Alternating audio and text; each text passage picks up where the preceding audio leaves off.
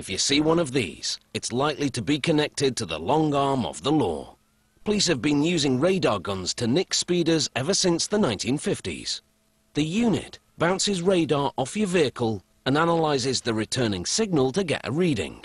Moments later, the sirens are wailing. If you're speeding, the police have probably got your number, thanks to the radar gun. When operated properly, radar guns boast an accuracy rate of ± 1 kilometer per hour. But of course, you can always try arguing with the officer. Making a radar gun starts with electrical wire, and lots of it. Rollers straighten it, and then automated blades cut it to length and strip the plastic insulation at both ends. The wires are now ready for the connectors.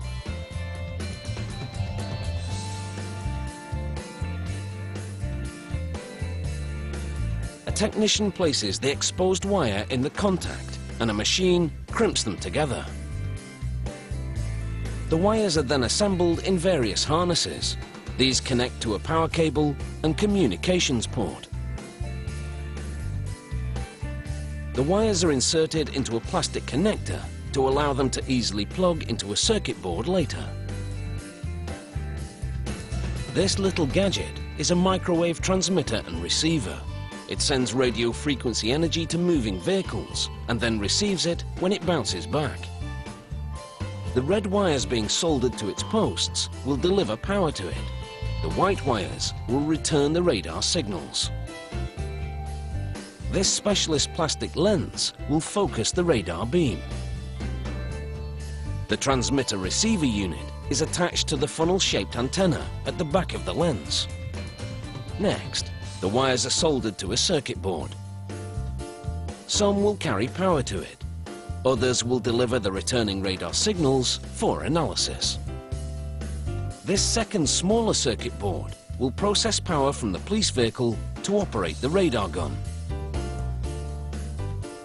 An insulated metal plate shields the unit from interference from things such as police radio.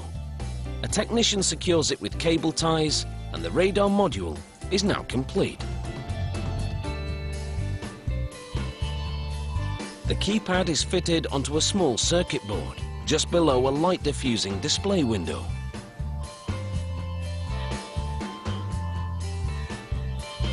The control panel hardware is mounted into a plastic faceplate and secured with screws.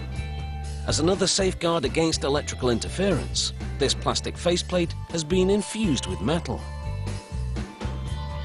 The control panel is tested by being wired up to a power board. All the digits and icons are displayed to confirm the unit is functioning. This machine presses melted plastic into the shape of a casing for the radar gun. A static discharger worn on the wrist dissipates any static electricity from the technician's body. This prevents damage to sensitive electrical components, so it's worn throughout the assembly process. The two computer boards are linked. One will power the other. The radar components are then placed in the molded casing. The display assembly is plugged into the connectors on one of the computer boards, which is then slid into grooves in the casing. Now, the radar gun is powered up for a trial run. The lens is tapped with a tuning fork. The gun responds to it as it would to a moving vehicle. If it functions properly, the trigger switch is installed. The gun is closed up and secured with screws. A serial number and other identifying information goes on the side. In a final test, the radar gun is connected to a computer and the lens is aimed into a chamber.